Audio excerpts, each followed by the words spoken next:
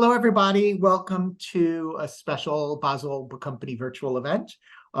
We are very excited about today's program. It is day 5,367 of us being in business. We are very honored to be hosting James Martin, the Jesuit priest, editor-at-large of America Magazine, consultor to the Vatican's Dicastery for Communication, and I apologize on pronunciation with that, and author of numerous books, including Jesus, a Pilgrimage, and My Life with the Saints. His new book is Come Forth, The Promise of Jesus's Greatest Miracle, which has won wonderful raves from folks, including poet and memoirist Mary Karr, who wrote, James Martin, arguably our greatest writer-priest, has penned a genius meditation on the raising of Lazarus. I came away with the renewed hope that grace alone can call me out of whatever tomb I buried myself in. As I mentioned, we're honored for this evening to have Martin in conversation with Jon M Sweeney, author, editor, and anthologist. Thank you all for coming. Thank you both for appearing. Thanks, Daniel. Welcome, Father James Martin. Great to have you here. Nice to see you, John. How are you? They left out also sometime biographer of Jesuit priests. Yeah, that's true. That's true. Daniel probably forgot that. People should know. We should just reveal that I was your biographer a couple of years ago. So I wasn't a very critical biographer. I was an enthusiastic biographer. So I like you, and I'll just say that at the top. So John looked through all my papers and archives and whatever I had. It was kind of fun, and he did a good job, I thought. I'm a little biased though. Good to be with you, John, and good to be with everyone here on the call tonight. So wonderful to be with you. Well, I am happy to talk with you about your new book, and I'm just going to hold it up because that's what I like to do. So Come Forth. There's a lot of things that I want to ask, and I was determined to ask you a few questions that you haven't been asked maybe in the interviews you've been doing, because I know you've been doing a lot. So you are so schooled at this, I'm sure you just have the answers like that, So, why don't we start by, I want to know if you have any Milwaukee connections. I mean, you have been doing so many events, you might not realize you're talking to Milwaukeeans right now. I know you have a lot of Chicago connections because you went to school there, and you got some Jesuit brothers here in Milwaukee too, right? So do you have any connections to Milwaukee? Chicago is just a suburb of Milwaukee. No, I do have connections to Milwaukee, mainly through Marquette. I've been there several times. I was invited to give a talk by Archbishop Listecki a couple of years ago called the Pallium Talk, which was a lot of fun, and big crowd and everything. And got to visit the cathedral. You probably know this, I stayed at a very sort of fancy old hotel across from the cathedral. Oh yeah, the Pfister. There you go, which was really exciting. They put you up at the fancy place. It was nice, and then I've spent a lot of time at Marquette for Jesuit. It's a Jesuit school. I'm a Jesuit for province ordinations, for talks, and I have to say I am an honorary graduate of Marquette University. So I think that's a pretty deep Milwaukee connection. Wait, what does that mean? You're an honorary? Means I got an honorary degree from Marquette. Oh, you did? Oh. Yes. Oh. Yeah. So I'm a Marquette grad.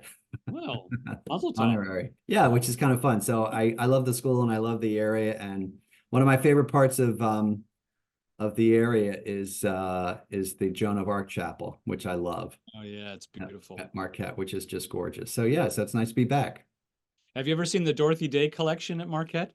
Yes, I have. It's quite surprising. And I've always wondered, I think I've been told this, how it ended up there. Do you know how it ended up there and not at some other place? Or it was I think there was a connection with the archivist and Dorothy Day, but it's really quite something. And it's in a special part of the library. It's beautiful. It's a beautiful collection. So Dorothy had some Milwaukee connections, and there's long been a Catholic worker presence here. So yeah.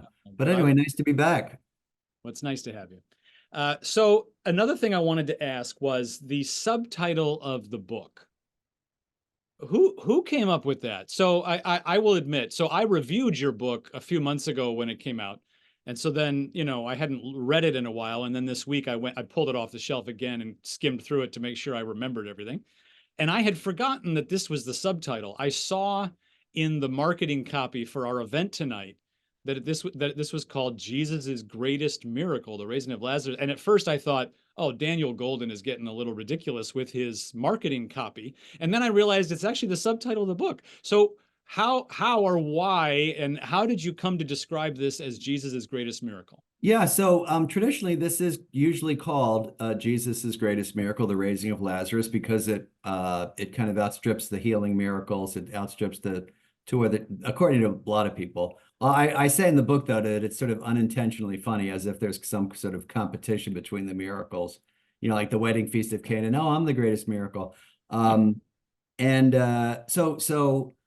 the question was whether or not we should put on the cover. I mean, you're a longtime publisher.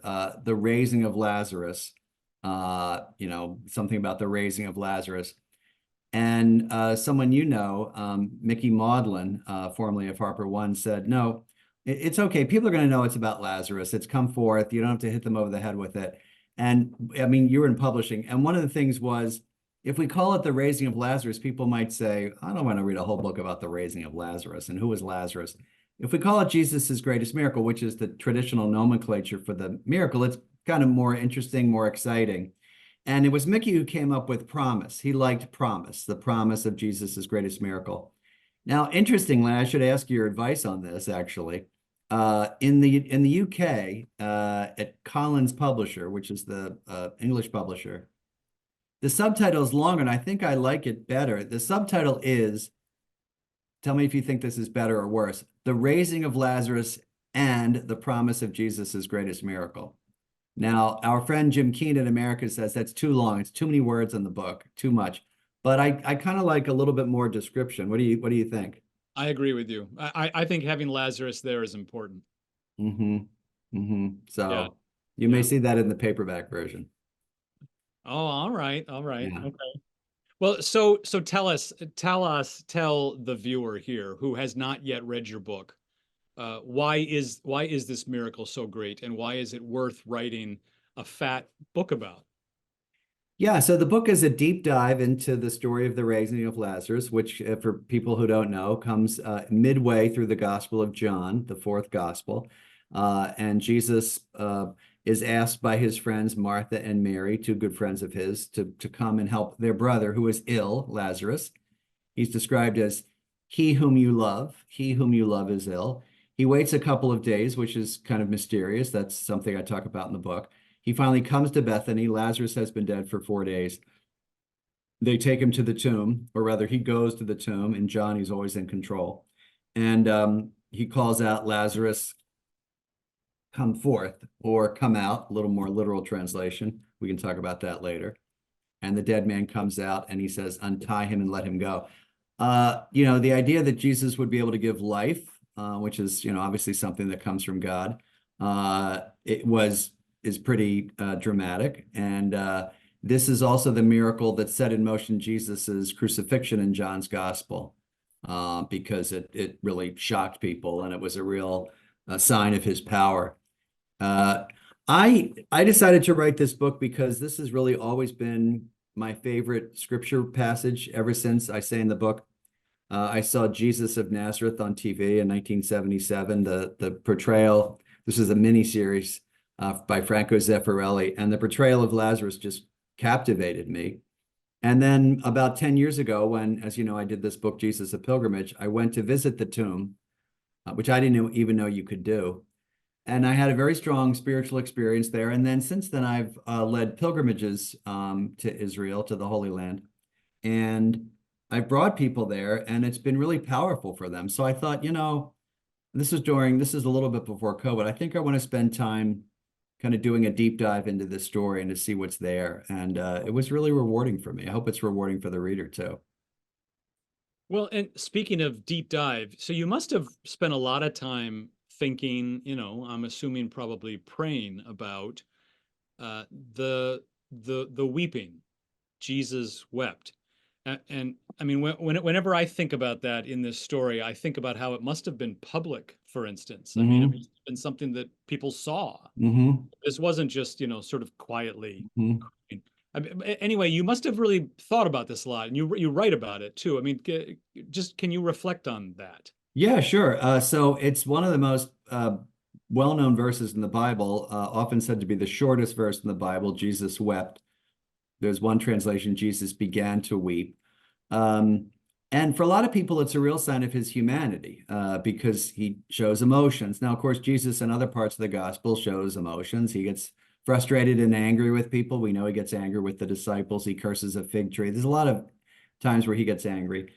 And his heart is moved with pity when he sees people who are poor. But Jesus weeping is a big deal. Now, one of the things that I talk about in the book, which is actually, it was surprising to me, and I spend a lot of time with it because I think it'll be surprising to the reader, is that if you go back to the original Greek, which is the language the Gospels were written in, you see that the words that are used are sort of connoting his frustration.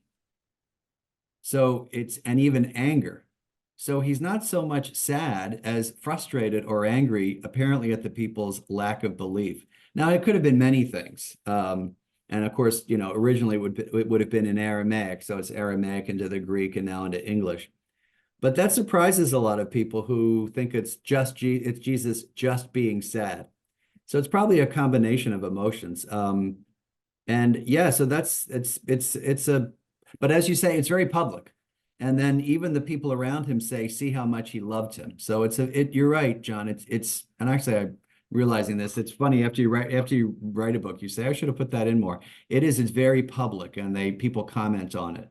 And I would say it's somewhat unlike the Jesus in John's gospel, who's always, as I said, in control. Well, yeah, that's what I was thinking. It's not exactly something that a rabbi who's looking to be respected would want to do, to be weeping in public. Especially back then, right? And especially if John's gospel is trying to portray him as someone in control, the Son of God, the one who was to come, the Messiah. As I've said before, in John's gospel, he's in control. On the cross, he gives up his spirit. He goes to places. He's not taken to places. He goes. He waits for a couple of days. And so it strikes me that this is something that is probably authentic because they wouldn't have put this in, if it didn't really happen. Now, putting on your professorial hat for a moment, what's the significance that this story is only in the Gospel of John, that it does not appear in the other three? Does that mean we should doubt its authenticity? Yeah, I say in the book that bothered me a lot when I was growing up. I thought, well, this is Jesus's, as you say, his greatest miracle. Greatest miracle, yeah. How is it that it could not be in the other gospels? It just doesn't make any sense. I mean, there are the story of the multiplication of the loaves and the fishes where he feeds a crowd. That's in all four gospels, and in some gospels twice. So you would think this would be all over the gospels. People would be referring to it. But in fact, there are already in the synoptic gospels, Matthew, Mark, and Luke, there are already stories of Jesus raising people from the dead.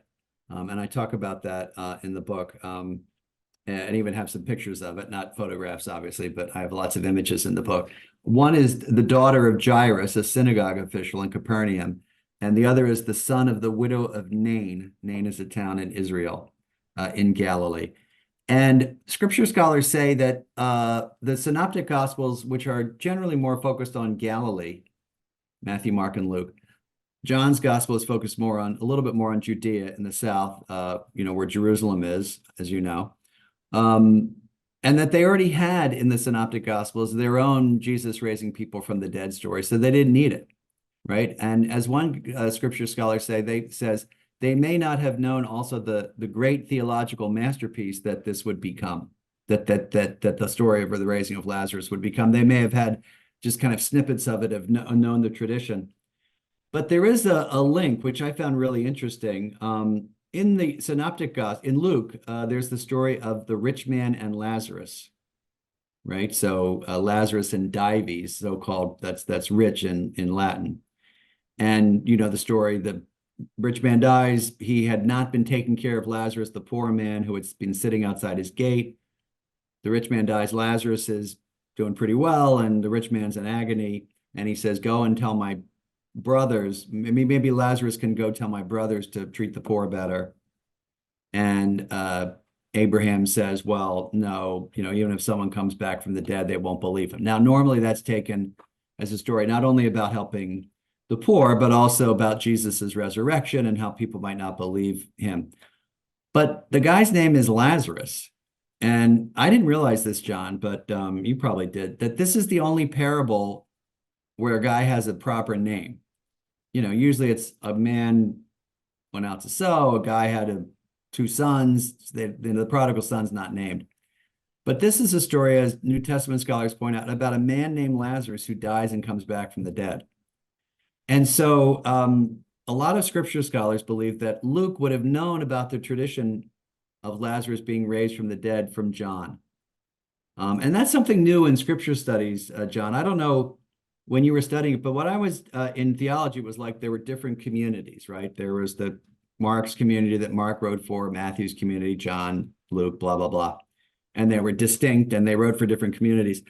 But more and more, I read that scripture scholars think that these communities would have known one another and known about the traditions, which kind of makes sense, known about the story. So long way of saying that it's not in the synoptic gospels, but there are reasons for that. And there's a trace of it in Luke's gospel.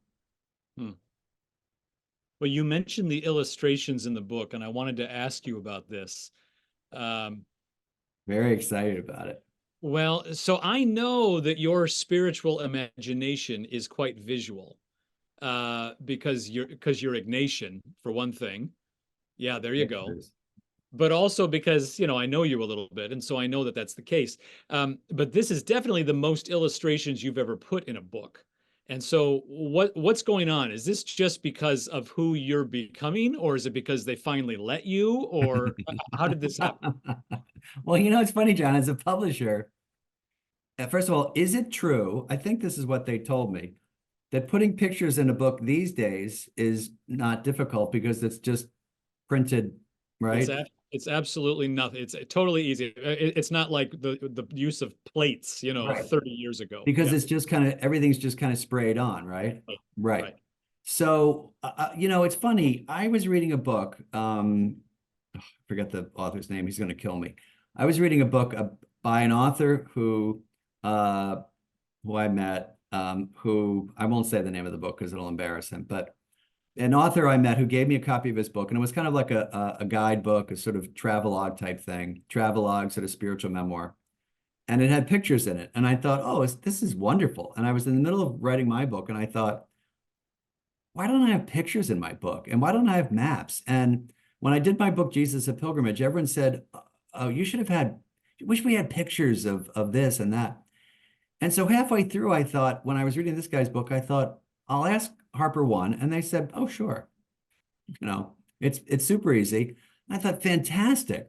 So I have a map at the beginning. I have a chart, sort of a gospel chart in there. I have tons of pictures.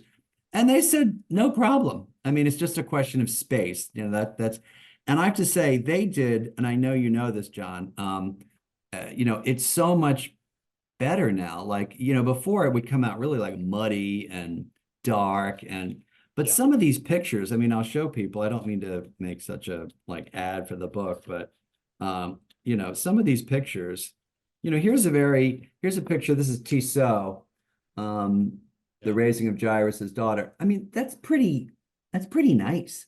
Yeah. And it came out great. And what I really wanted to put pictures of in the book, most of all, were pictures of Lazarus's tomb, the area around Lazarus's tomb. And at the beginning of the first chapter, I have these are the stairs of descending into Lazarus's tomb, which you just don't see anywhere. And I had never seen before I went to Bethany or Al-Azariah. So the reason was I read this book and I thought, why not? I've always wanted to do it. And then my publisher said, yeah, no problem. As long as you get the pictures, you get all the rights. A lot of these were on Wiki Commons. And so, yeah, so I thought, why not? And people really like it. And so I think from now on, you'll be seeing pictures. Well, and also your books are getting a little bit longer. They're getting a little chunkier. What's the story there? Well, I remember reading, maybe you told me this. Some publisher told me that the more well-known an author gets, the less publishers are willing to edit him or her, which is why J.K. Rowling's, first Harry Potter book is like this and her last one is like this. Yeah, I mean, like Building a Bridge, the book on LGBT stuff was kind of short. And I think my next book's going to be short. This felt like it needed to be long, and I wanted to give it its proper due, But I think my next book, which is you'll laugh, is kind of a memoir, sort of a lighthearted memoir. It's going to be much shorter. And then the book after that, I mean, God willing, so hopefully I'm still alive, we're all still alive, is going to be even shorter than that, a book on faith. But I wanted, I wanted basically to do what I did with the Jesus book for Lazarus, which was to have a combination of biblical exegesis, spirituality, travelogue, and then something new, Lazarus in pop culture, not pop culture, in culture, which I didn't do with the Jesus book. And so there was a lot more. The other thing is, there's just, when you talk about a painting of Lazarus, why not show it, Yep. Well, and you do a lot of application to people's lives in this book. And for some of us who appreciate your work, that's some of the stuff that we love. I mean, you do a lot of you use a lot of metaphors from the raising of Lazarus and apply them to people's lives. And I've heard you do this in lectures and talks also. So when you use phrases like into the deep, or take away the stone, which is the name of one of the chapters in the book. You're talking about the story of the raising of Lazarus, but then you talk about what can happen in someone's life and what the reader might want to consider. So talk about that a little bit, will you? What are some of those applications? Yeah, so it's very, I mean, it's not new or it's not something that I originated. It's something that a lot of spiritual writers do. It's certainly something a lot of preachers do, actualizing the text, as my New Testament professor, Dan Harrington, would say. But it's also something that comes up in retreats for people. So if you're praying over the gospel story of Lazarus, you enter into the story in some way imaginatively, and then something will come up. You'll say, my gosh, I never knew this about Jesus, or I never recognized this about Lazarus. And then it usually applies to something in your life. And so what I wanted to, remind people was that Lazarus, the story of the raising of Lazarus, is not something that we simply believe in that happened to this guy 2,000 years ago in Bethany. It's a story that has meaning for us today, beyond believing that Jesus, has power over death, right? It's what does the story tell us about really the theme of the book, which is leaving behind in your tomb anything that keeps you bound or unfree or dead, as it were, and hearing God's call to new life. That's the kind of the theme of the book. And so that's the part of the book for me that was, I don't want to say the easiest, but that's the most natural for me. Like, what does this mean to you today? Like, what is Lazarus' story? My model, which I don't think I say in the book, but you would know this book well. My model was Henry Nouwen's Return of the Prodigal Son, which is to take one story and kind of explode it. Now, this book is a lot longer, and which is funny because, that's not the story of Lazarus isn't that much longer than the prodigal son. But it's Nouwen didn't do much like biblical exegesis. It was sort of all spirituality. So that was at the beginning, that was my model for the book. Now, what happened to Lazarus after he was raised? I mean, why don't we see Lazarus at the cross, for instance, or, Yeah, good question. I mean, some people think we do because I talk a little bit about Lazarus as perhaps the beloved disciple. That's one theory. And the beloved disciple, may or may not be Lazarus. But, it's interesting, John, there's two traditions. One is the tradition in the East, which is that Lazarus went to Cyprus, and he became the first bishop. In fact, I have a picture at the end. I turned right to it. Lazarus was in Cyprus. Here's the Church of Saint Lazarus in Cyprus, and that he went there, and then he died, and his relics went to Marseille, which they were translated there. The other tradition is actually, I'm looking for it, is actually in the West. And in the West, let's see if I can find it. Lazarus and his sisters, Martha and Mary, are put upon a boat by some miscreants. I love that. That's what they say. And they are let loose without an oar, and they float all the way to Marseille. So, and he becomes the first bishop of Marseille. I don't seem to be able to find it right now, but there's a picture in the book somewhere of that. Oh, here it is. And then his relics are buried in this church, the Cathedral of Saint Lazare. So both of those are pretty legendary. Most people think that because in the Gospels it says that people started to plot against him and plot to kill him because he was kind of a sign of Jesus's power, that is what happened. There's a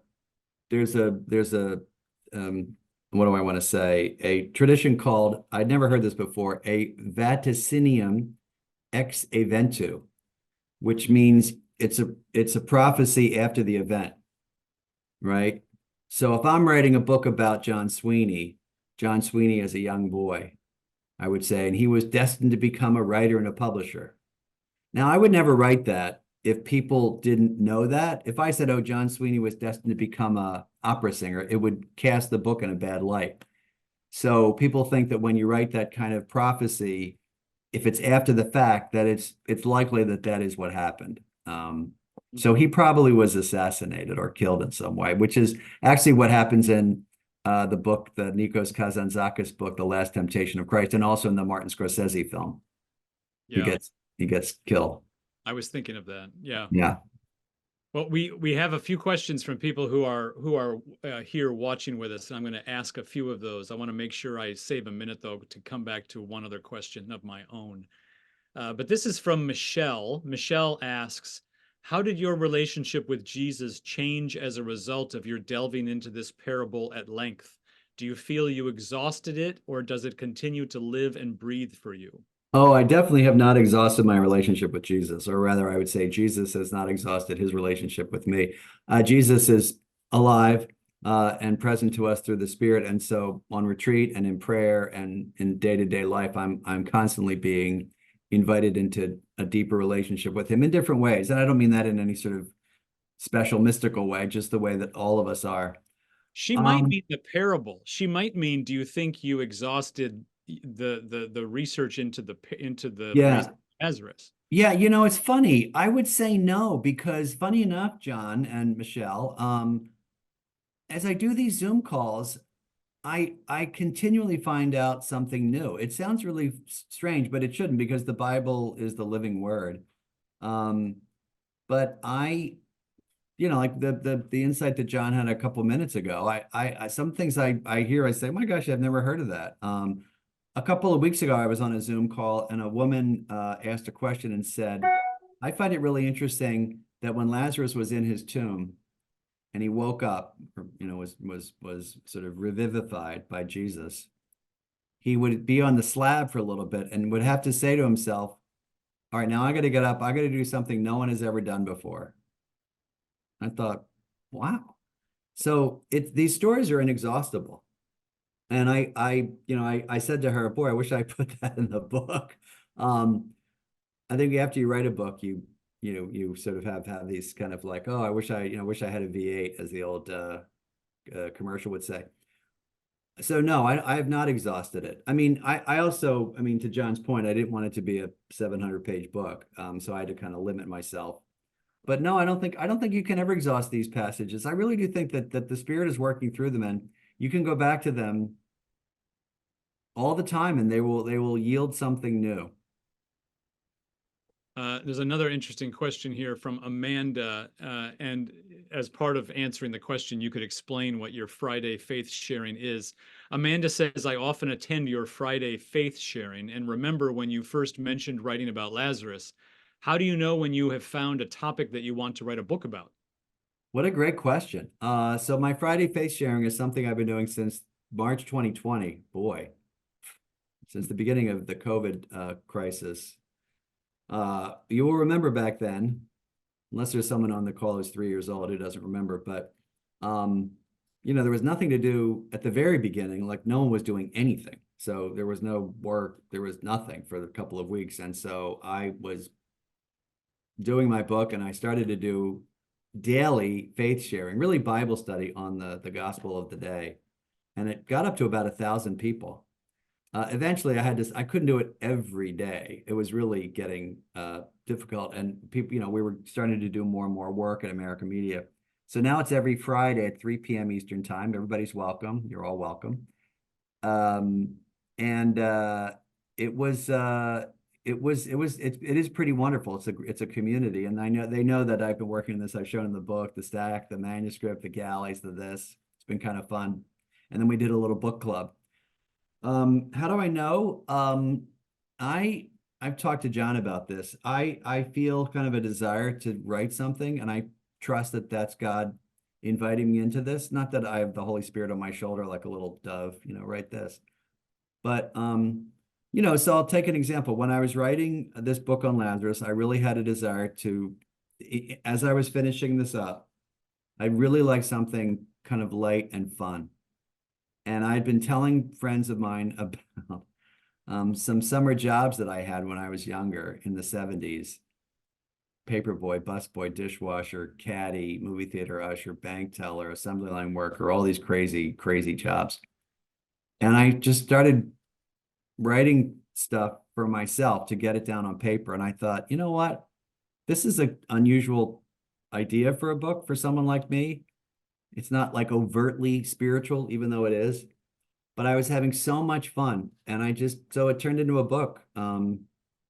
My publisher and I are discussing titles, but I'm almost done. And then the next book, I'll tell you, the next book, my publisher suggested a book on questions like why I'm Christian. So I thought that's a good idea.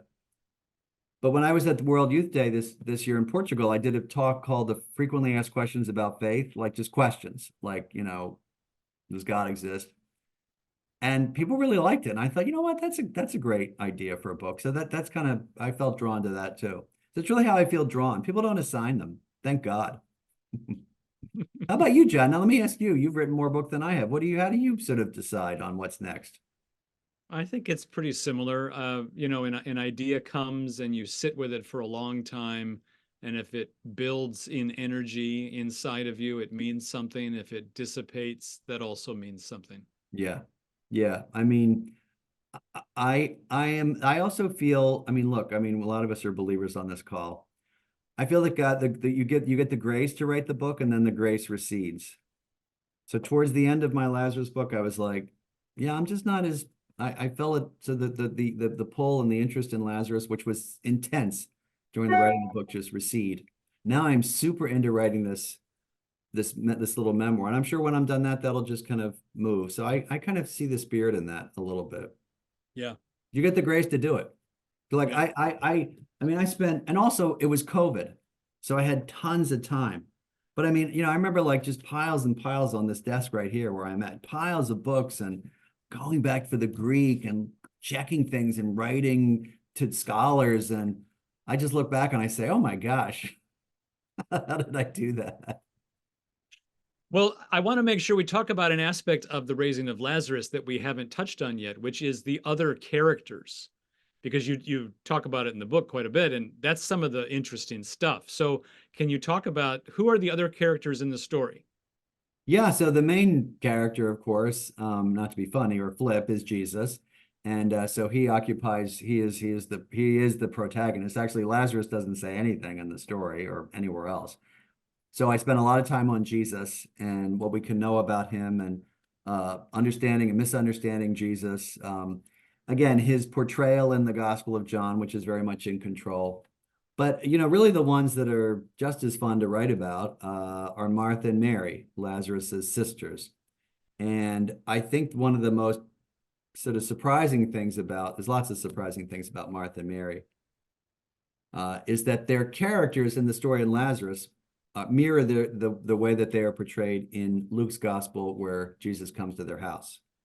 So when Jesus comes to their house in that famous story, Martha and Mary, Martha is very active, right? And she complains that Mary is not doing the diaconia, the work.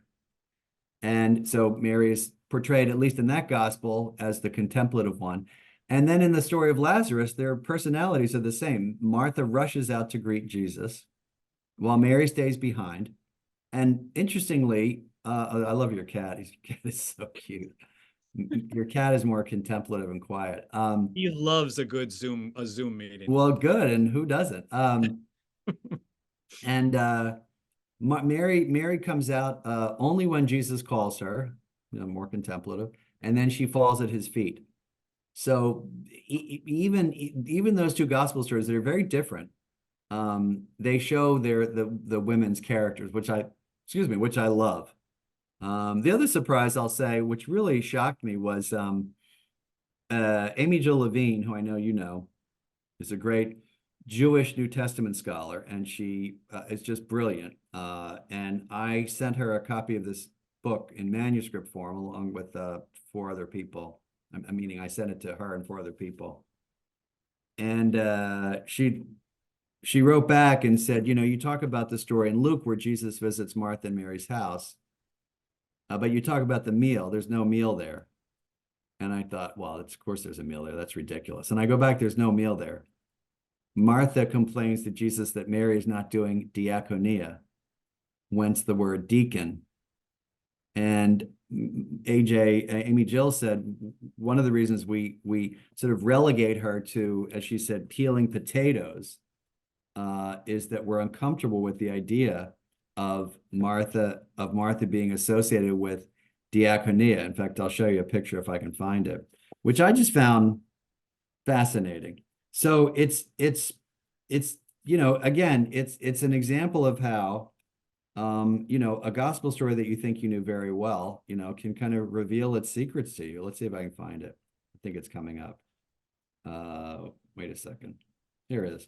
So the normal way of looking at Martha and Mary is, here's this Johannes Vermeer, Jesus at the house of Martha and Mary. You can see Mary at Jesus's feet and Martha serving, right? And she's clearly, cooked something and serving something.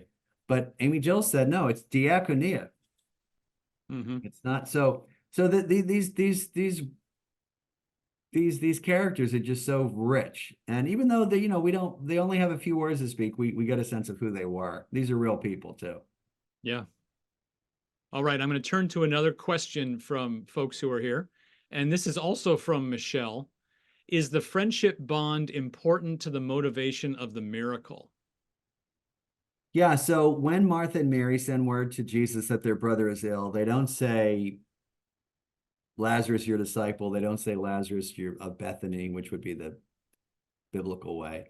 They don't say, Lazarus, our brother. They say, he whom you love. The Greek is hon philes or hon philes, which is really beautiful. So it's a real sign that Jesus must have loved him.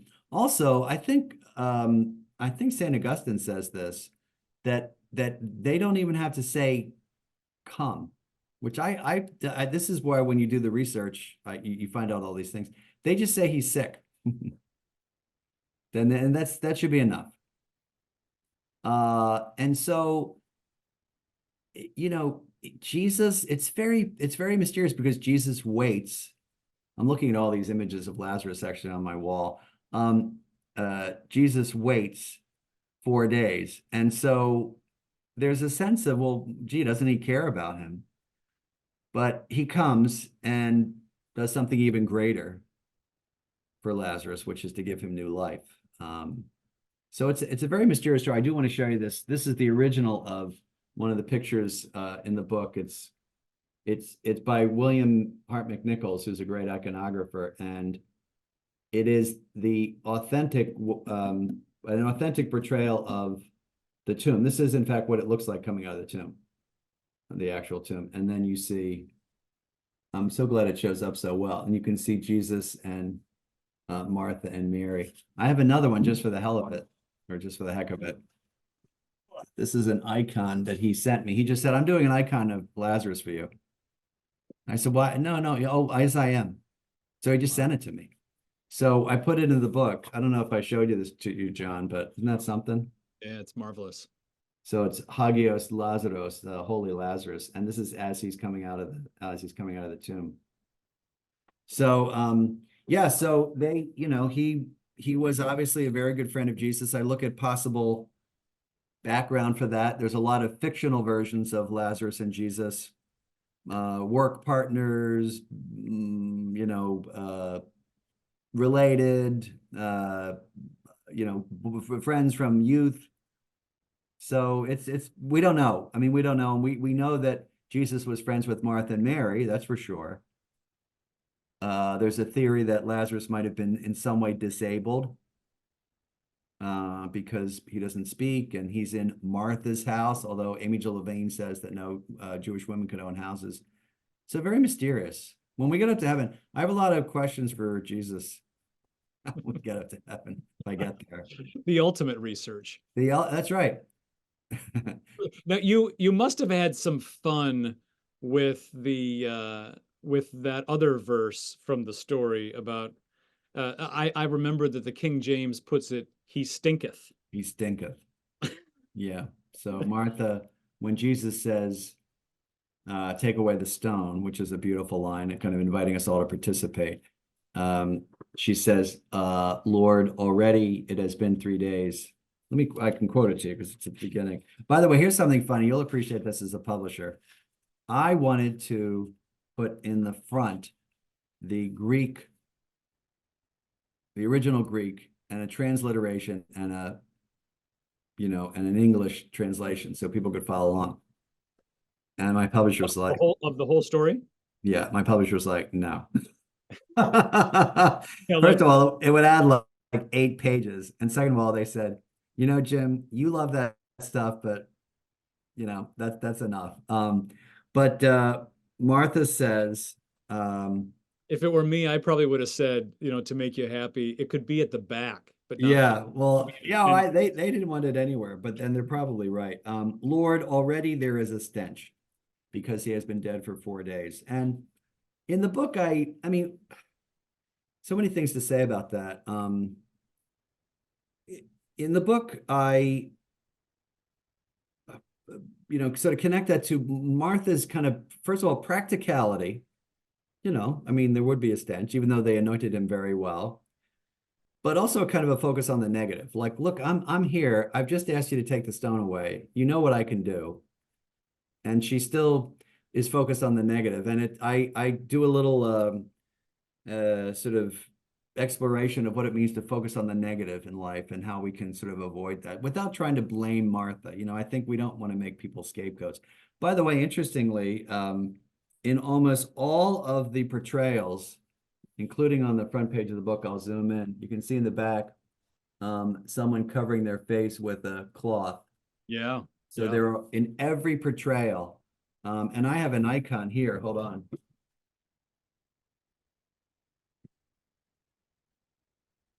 I have an icon that I got actually across the patio from the tomb, and here it is. And if you look carefully, boy, doesn't that look nice on the screen? Yeah. You see the person covering their face, right? Yeah. Right on the, yeah. So there's almost every portrayal, which I think is kind of charming because it's not like they were told, to do this, but in almost every portrayal of the raising of Lazarus, there is someone going like this. So yeah, but I connect that to kind of negativity. Well, there's another question here from Jonathan, and I hesitate to ask you this because I don't want to make you uncomfortable, but I'm going to ask you anyway. Okay. Because you've traveled all over Israel. I know you've been all over the West Bank. I don't know if you've ever been to Gaza. No. Okay. Well, Jonathan asks, will you please share your insights on the seemingly intractable strife in the land where Jesus walked? Yeah, it's heartbreaking. We were talking about this at Mass the other night. Well, not talking about it. I mean, I mentioned it at Mass and we were praying about it. I have found it so, I found the situation in Ukraine really sad, and because I think that's really just pure evil, right? I mean, Vladimir Putin kind of doing these things. And I don't know why, but the situation in Israel I find even more disturbing. I'm not sure why that is. Maybe because I visited there, and I know Palestinians, and I know Palestinian Christians, I know Palestinian Muslims, I know Israeli Jews, right? I know Israeli Christians, and I would say, without getting too political, and I don't get political in the book. I basically just describe, Lazarus's tomb in Bethany is now in Palestinian territory. And I mean, by now, I don't mean as in the last few weeks. It's always been in Palestinian territory. And very beautifully, it has the name Al Azariah, the place of Lazarus. I think the best way for me to describe it is to say something that someone told me when I was over there, which is that the people of Israel are, in a sense, a besieged people in the Middle East. Okay, they're besieged and surrounded, right? And so a lot of their reaction is out of that. The Palestinians also feel like a besieged people in the middle of Israel, right? And so you have these two peoples who feel besieged, who feel set upon, and who seem locked in this battle. And so I just think it's just, look, the best line, maybe, I don't want to use the word best, but the most apt line is from St. John Paul II, who said, "War is always a defeat for humanity." And it's a disaster for Israelis and Palestinians, for Jews and Muslims. It's just and I think the sad thing is, I don't now this. I mean, might know this more than I do. I can't see. I don't see how, for example, Hamas can be rooted out of Gaza. I don't know how that would happen, because generally speaking, in these situations when people are killed, it emboldens other people, right, to take their place. I don't think that the Palestinians they don't want to leave their home. This is their home. And yet I don't think that the Israelis want to live with a situation like is currently the case in Gaza, where Hamas is in charge. So I hate to say this. I mean, we are people of hope, and I don't think it's hopeless. I do think a ceasefire is essential, but I don't know what the current leadership with Netanyahu and with Hamas, how any movement is possible. John, you would know more than I do. What do you think? Well, this is your interview. This is not mine, but I do think that I am with Pope Francis that there's no difference between an Israeli Jewish life and a Palestinian life. Yeah. Um, and ceasefire is essential. Yeah, and I mean, they did it for a couple of days. It's just, yeah, I'm torn up about it, and I find it very disturbing interiorly, Yeah. because of how intense and vicious, it has been. And I'm sure the situation in Ukraine is just as, in places just as intense and just as vicious, but for some reason there's a kind of level of intensity that disturbs me even more. So we must pray. Yeah, we must pray, and I also think we shouldn't despair.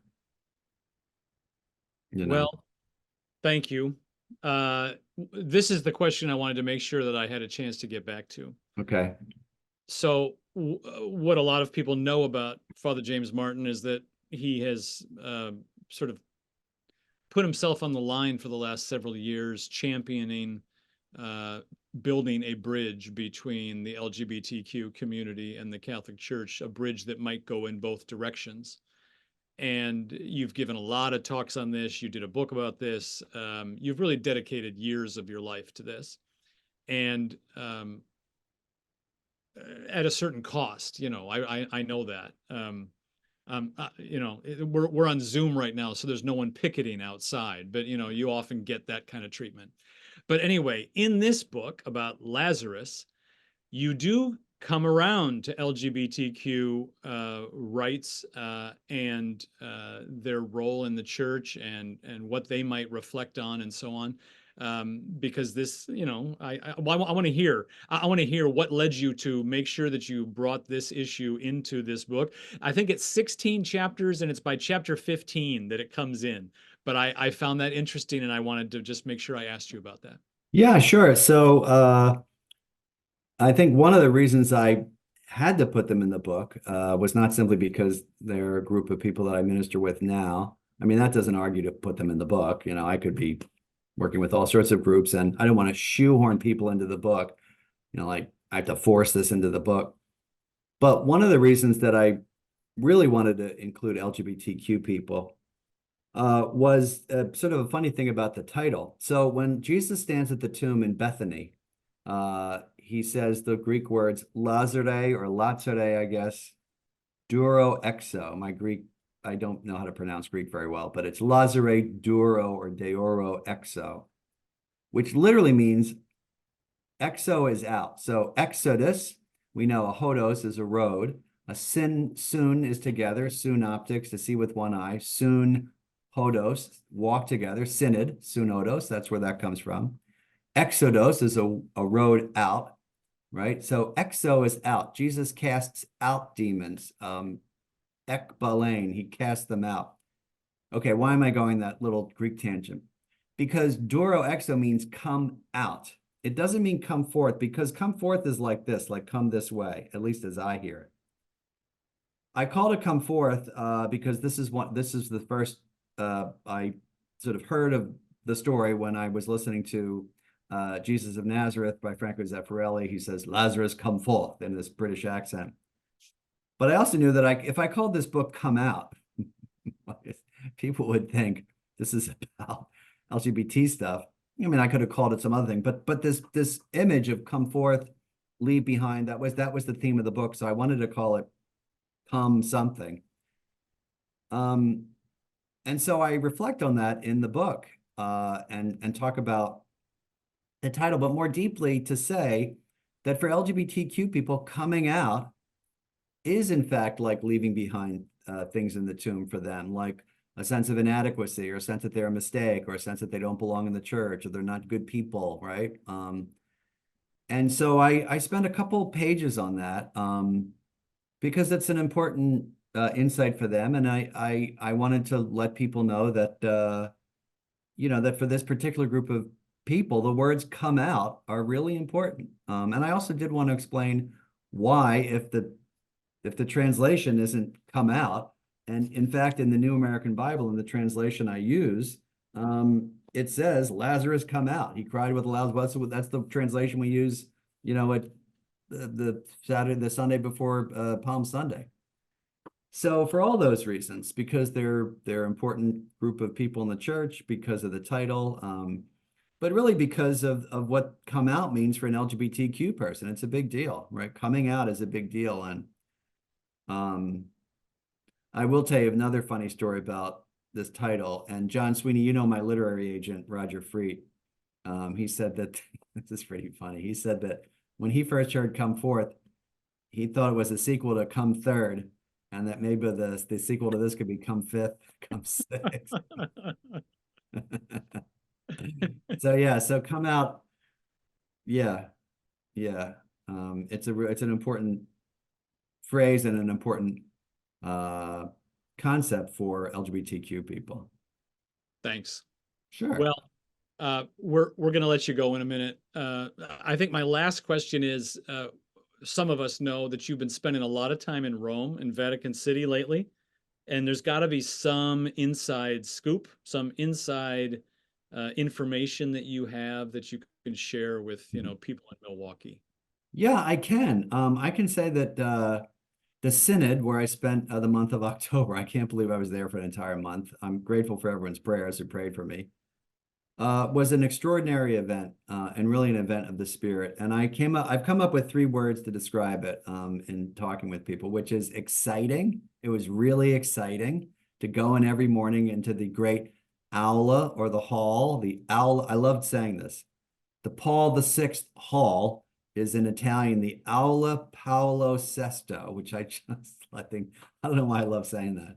It's like a meal you get. I'll have your best Aula Paolo Sesto.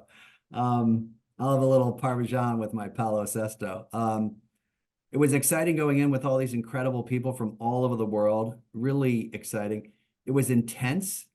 I mean, it was really intense listening and, frankly, fielding a lot of the questions about LGBT stuff because that's what most people knew me there for, and exhausting.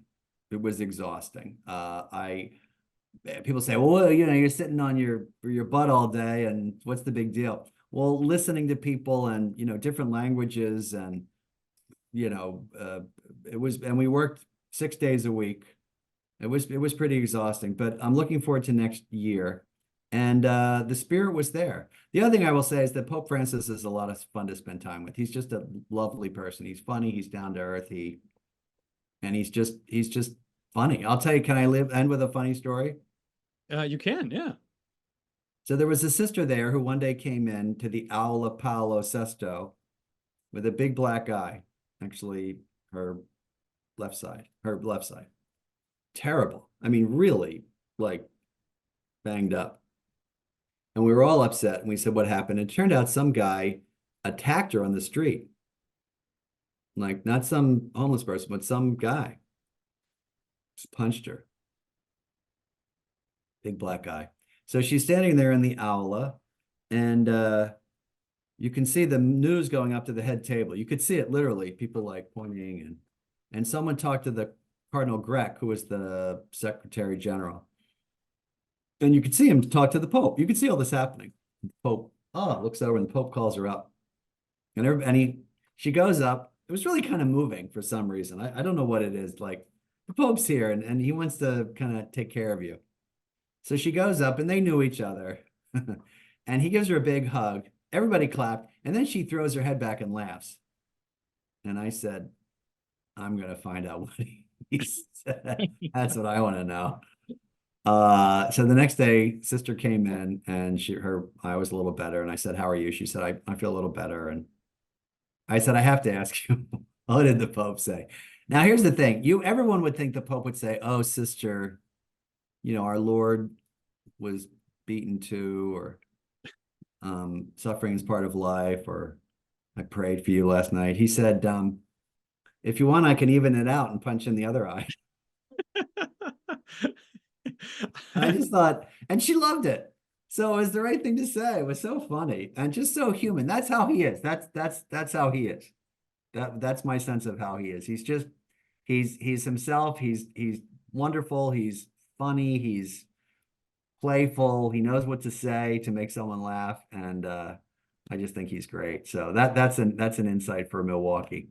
That's wonderful. Well, thank you very much for spending an hour with us, Father James Martin, author of Come Forth, the promise of Jesus' greatest miracle. If you don't have one, you should get your copy at Boswell. Thanks very much for being with us. My pleasure. And I'll say thank you to Jon. Thank you to Daniel. Thank you to Boswell's. I'm very grateful, and thank you for everyone for joining us tonight. Thank you both for a wonderful evening. And thank you everyone for coming. Bye-bye. Thank you. Thanks, Daniel. Thanks, guys.